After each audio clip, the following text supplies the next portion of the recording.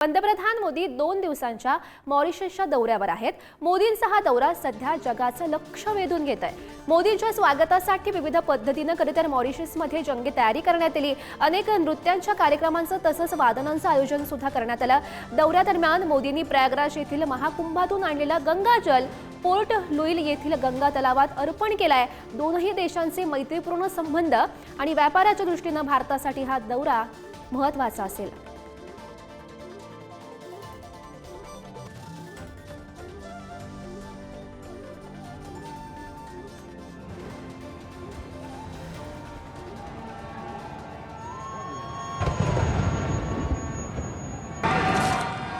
Adding a unique rhythm to this march past, the prison band and the Mauritius Fire and Rescue Service.